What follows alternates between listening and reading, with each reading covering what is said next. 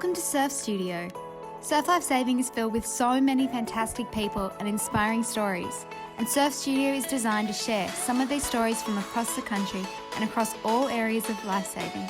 First up, we head to Western Australia to talk to Olympic debutante Jaime Roberts from Mullaloo Surf Lifesaving Club about her love of surf lifesaving, paddling, and her journey to join the Australian Olympic Kayaking Team.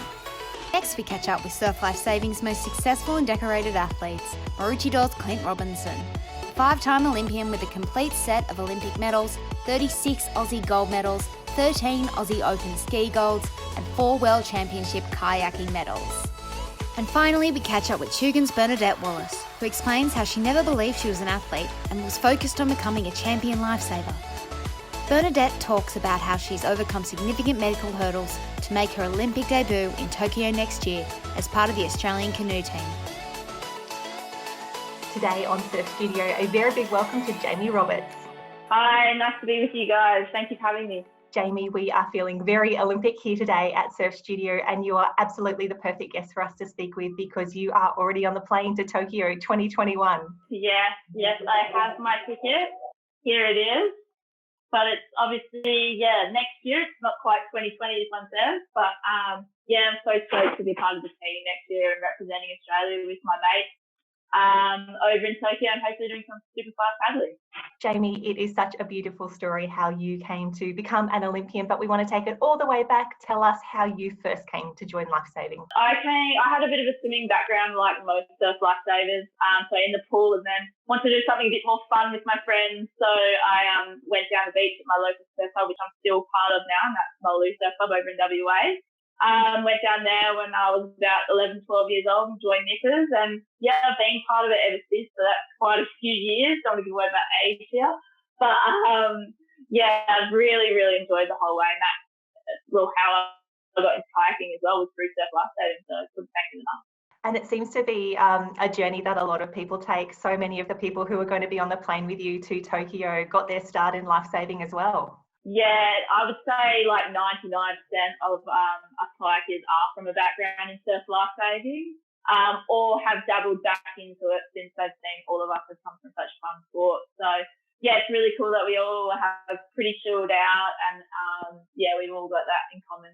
Thinking of the other paddlers who are going to be in the boat with you come Tokyo, there is a lot of life-saving experience there, but also some Olympic experience as well. Yeah, we've got part of the 6 girls. There's 3 past Olympians, with Jo Brigadoon being, she's my K2 partner from New South Wales.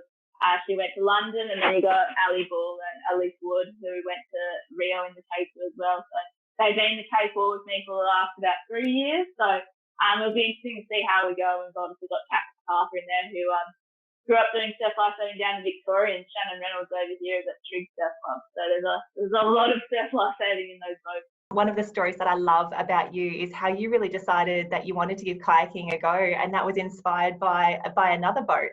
Yeah, so I was a bit of a late bloomer to kayaking. I was working up north in Silver on the Mine, driving a truck and listening to the London Olympic Games. The men's K4000 was racing, and I remember listening to it. It was getting really exciting. I didn't really know what kayaking was. I knew a few surf lifesavers that did this sport called kayaking, and all 4 in that boat was surf lifesavers. And I remember listening to the race, and that was getting really, really fun. They were winning the whole way, and ended up winning Olympic gold, which I thought was so awesome. And I just made, I suppose, the connection going, hang on a second, I've decided skis and I'm pretty handy at it in WA.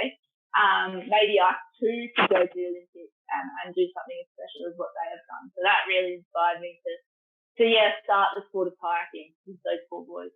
Now, when we look at the strength that lifesavers are bringing to kayaking at the moment, what do you think it is that gives them the edge? Is it that we're just a little bit tougher? Like, what is it?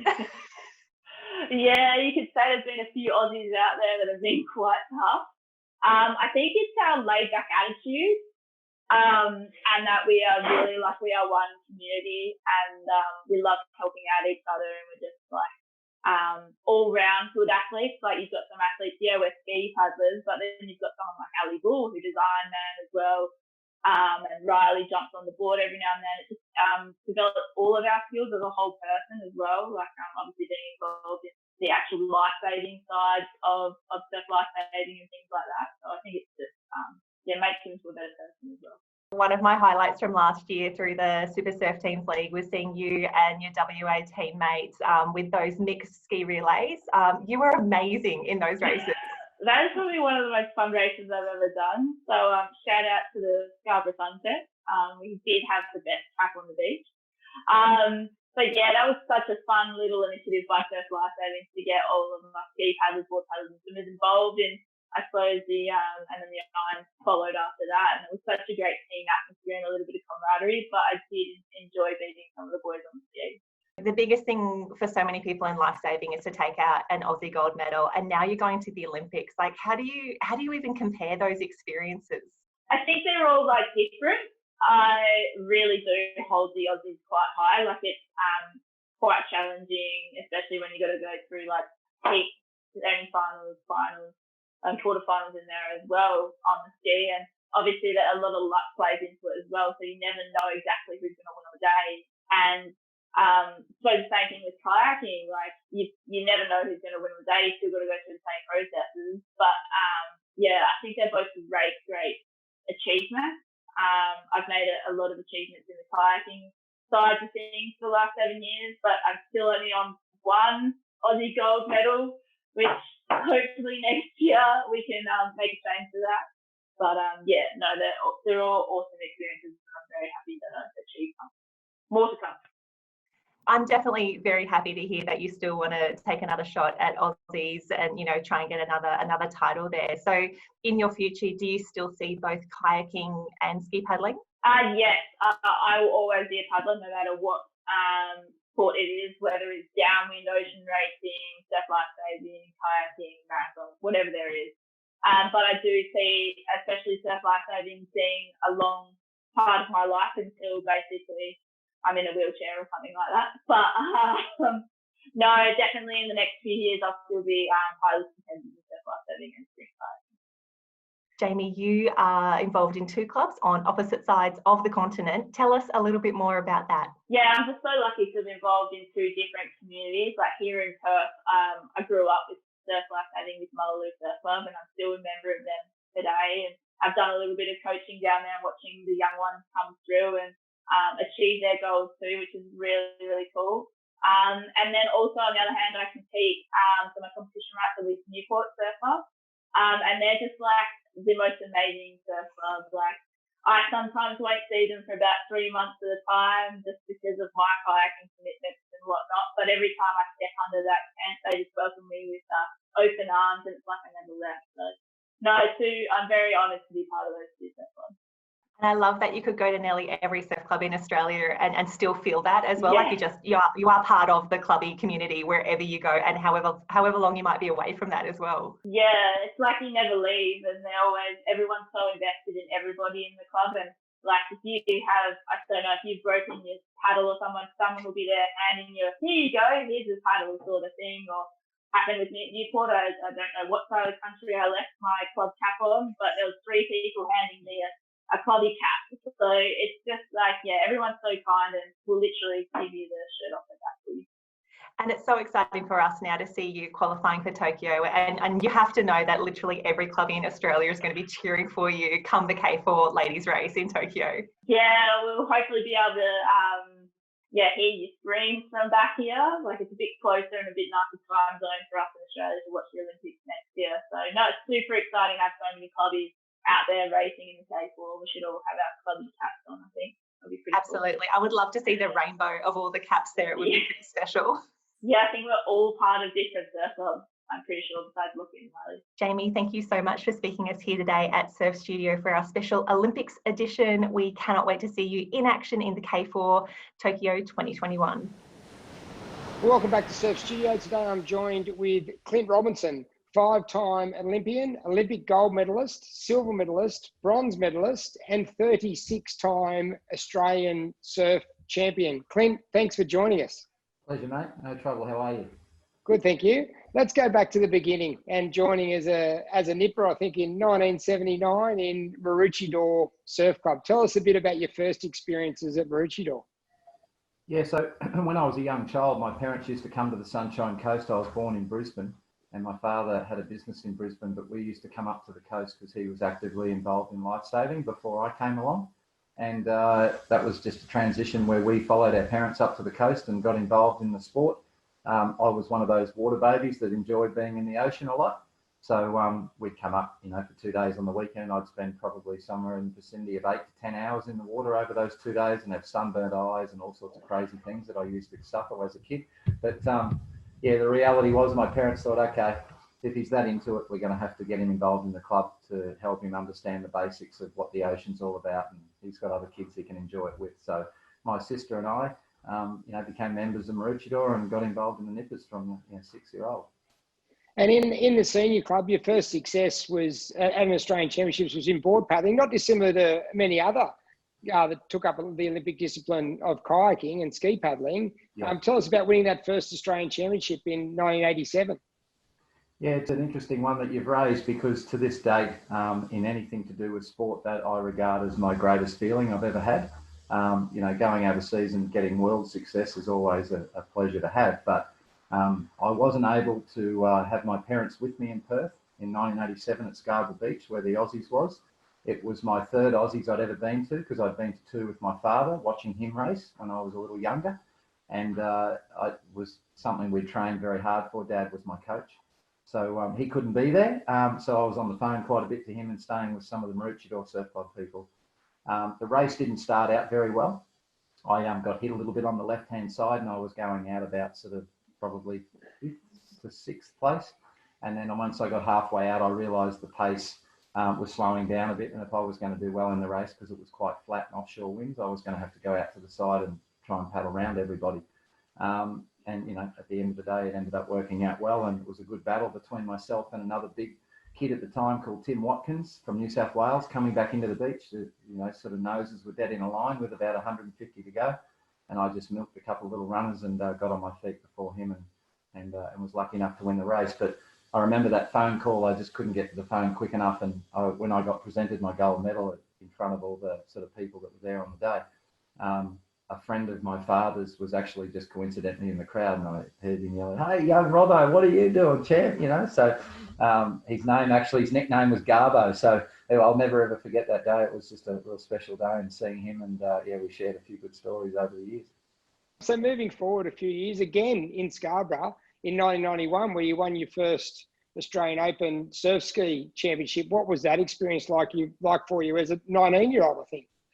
Yeah, that's right. So that was the year before I became Olympic champion, when I won my first Open title on the single, and I was still relatively quite young. I competed in the Australian final the year before down at Wollongong as a junior. Shane Dalziel was on one end of the field who had won a couple of Australian championships, and a fellow from New South Wales, his name eludes me at the moment, but he went out very fast on the right-hand side when all the middle got hit by a wave. And I never forget that. So when I went to Scarborough the next year, I certainly made sure the start was quick. And the race was probably one of the most straightforward ski races that I got to win at national level, because I got a pretty good run on the way out, and there was only two or three of us out there. And that was pretty much well coming into my paddling prime. So I just remember, my parents were over there for that one. So it was a pretty special one. But I was never really sure what was to come after that, but it was a pretty enjoyable time for the next 20 years. And on that point, did you believe in your wildest dreams that after winning those few early national championships, you go on to win 36 national championships? Well, it's really funny in lifesaving because as the sport's grown, when I was a young kid paddling boards, there was nowhere near the equality across the movement where girls had as many events as they do today. I naturally coached with a lady called Kerry Thomas, who I think's been on the program with you recently. We were only talking about that a couple of weeks ago, how women had nowhere near the opportunity that they have today to compete in the movement. So as the girls like the Kerry Thomases, Carla Gilbert, Reen Corbett, all those great names of the past were coming through the movement, they were really paving the way for a real change that happened within lifesaving. And I remember those days because I was a young kid aspiring to Grant Kenny's and, guys like Kelvin Graham and Grant Davies who went to the Olympic Games and got medals. And then there was your Murray Brauns and Barry Kellys and all these other guys that were sort of little iconic figures that I had because my dad was a ski paddler.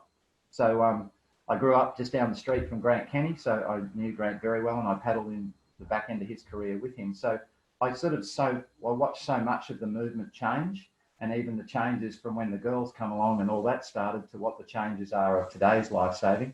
The sport's really, gone in different directions for different reasons over time, which all sports do. But I just, have felt that going back to Aussies every year, it was such a cornerstone of my entire season. And it's really, I think, the reason why I kept going back. How many titles I won, why I won them, how I won them.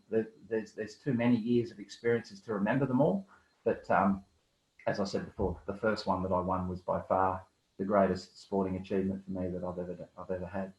Moving on to the Olympic Games, Barcelona, 1992. Talk us through the preparation and then that final and winning that gold medal at the age of 20. Yeah, I was I was the youngest ever individual Olympic gold medalist in kayaking. So it was, while I was certainly amongst the elite kayaking guys, expected to be one of the people in the hunt for the race. I still think a lot of people thought that I was probably a little young and I was an Olympics away from really being dominant. But what a lot of people didn't know is I had a good relationship with the AIS, because I was the first ever Olympic champion that the AIS ever had that was an individual. So I had a lot of support from Barry Kelly in the AIS Canoe Unit, and another fellow that was very involved in lifesaving called Brian Trouble from down in New South Wales. So I sort of grew up underneath the leadership of those guys with my father as my base coach at home. So I would do a lot of training camps to and from the Gold Coast where the institute was. And that Olympic team in 1988 was the second most successful Olympic team Australia ever had. So I got to see some very, very strong characters and individuals and real hard nuts go about their business. And that set me down a path that I then had a lot to do with the German canoeing team, which was the greatest canoeing team in the world at the time. So I got very good peer group leaders at that time to look at and aspire to be like. So when I went to the Olympic Games in Barcelona, in the World Cups that year, I had some very solid performances. And I had beaten the past Olympic champion from 1988, the fellow called Greg Barton, who just beat the Aussie Grant Davies at that previous Olympics.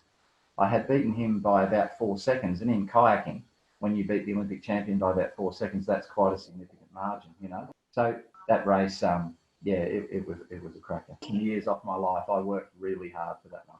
How did it change your life when you came back to the Sunshine Coast at the age 20? My life changed a lot for the simple reason that there was a spotlight put on me. And there was no other current people in surf lifesaving, for instance, that were Olympic champions still competing anymore. So, yeah, I was very much one of those people that was watched heavily. And I think the fact that I continued to then start winning a lot of gold medals at the surf nationals moving forward, I had a lot to do with surf at that time, Everything I did in my life, I was expected to win. That was the hardest thing that changed in my life because there weren't a lot of Olympic champions, as you mentioned. So everything that I was asked to do, it was and I felt that pressure. So I went to the big carnival at Maroochydore that's run just before state championships each year. And I did like 7 or 8 events and I got in 6 finals and got 6 second places that day, weirdly enough, for some reason.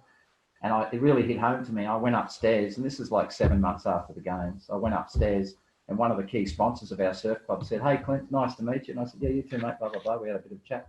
And then he said, "What happened today?" I said, "Sorry." He said, "Mate, you only got seconds. You lost that winning feeling, have you?" And it just sort of like hit me like a ton of bricks. I thought, mate, in those last 2.5 days, I went around the Cairns 37 times. Yeah. I was cooked. That was my problem. And I just was doing this for training. But the expectation to win when you're an Olympic champion changes your life. And I'm staying on top of the competition for all those years. 5-time Olympian from 92 right through to Beijing in 2008. Tell us about that, having to stay on top of your game for that period of time. Yeah, look, I think that just comes down to a person's character and their competitiveness, what they really want. I honestly do believe I was born to compete. I had those competitive juices from a very young age.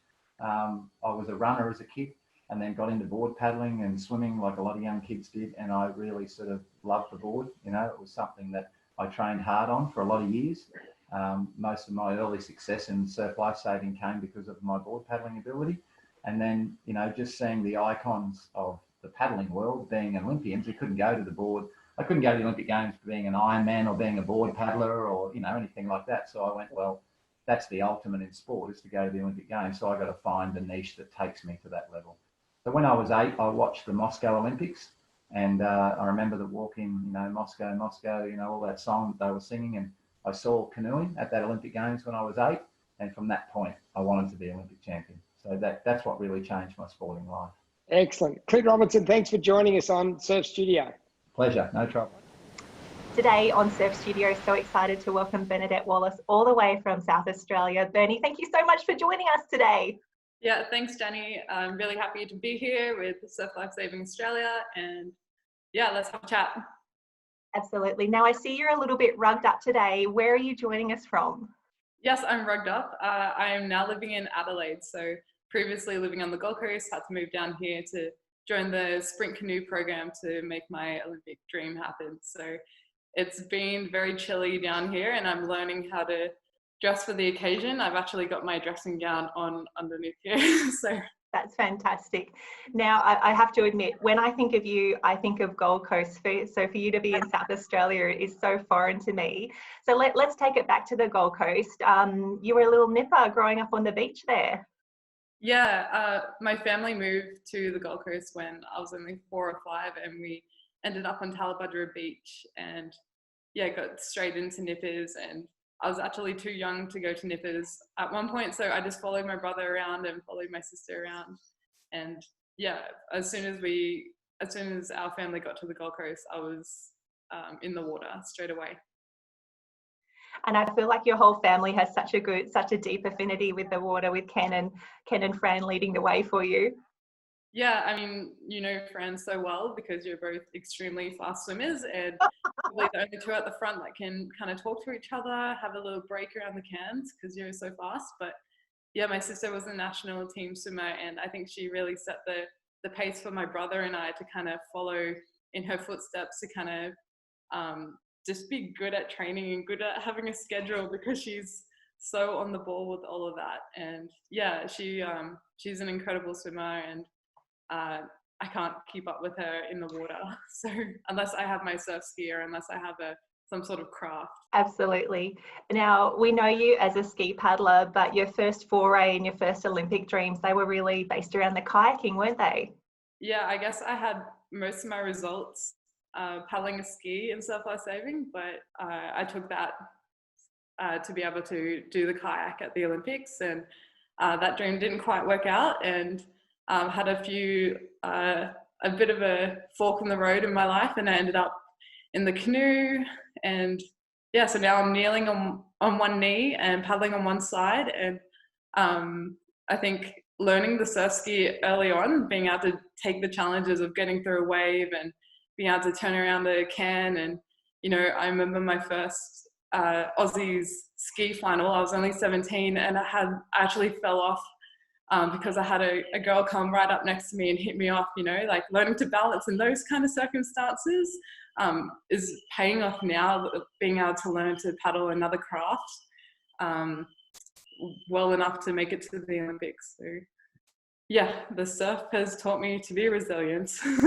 Obviously, it's super, super exciting. You know that you're on the plane to Tokyo already. You have booked your seat, you've booked your Olympic berth, but it nearly seems like an advantage for you that you have to wait a little longer to get to the Olympics, because you've only been doing this sport for a very short time. It is a big advantage having an extra year. So I started full-time canoeing like almost 2 years ago, but not quite. So it's been a really quick transition, and it's taken a lot of toll on my body to be able to, I went from kind of stopping sport in 2016 from a melanoma scare, and then just sorting out my life and getting back into another boat, and a different kind of boat, a different type of paddling, and just committing to, no, I'm going to Tokyo no matter what, just like putting everything on the line.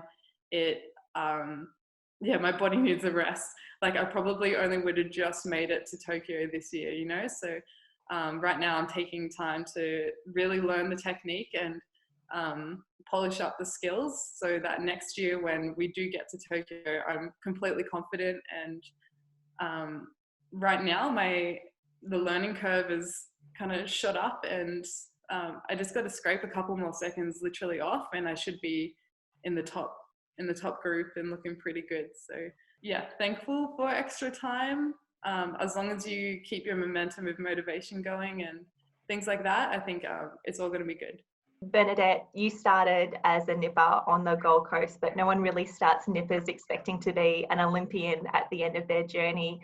And when I think back about your experience, you've had such a beautiful, well-rounded, life-saving experience. It's not as though you just joined and you were amazing on the ski to start with. Yeah, that I wasn't amazing to start with. I wasn't amazing at, like, you know, a board race or a swim race, or definitely not amazing at doing flags, turning around quickly, being coordinated enough. I didn't think of myself as an athlete as a young person. I thought that was my brother and sister and that was their thing. And I used to sit on the side of the pool with my art book and draw. You know, I specifically remember trying to draw Queensland State uniform swimmers, like as my sister and brother are competing. Like I didn't think that was for me. But what I really liked doing was hanging out with my friends at the surf club. And I guess what that turned into was a lot of time on a variety of crafts in the water. And I guess the main point of surf lifesaving is be able to rescue someone efficiently, quickly, and like keeping yourself and everyone else safe, right? So I'm here talking as an Olympian, but as a young person, I was really proud of myself that if anything happened on the beach, I knew what to do and I was confident about that.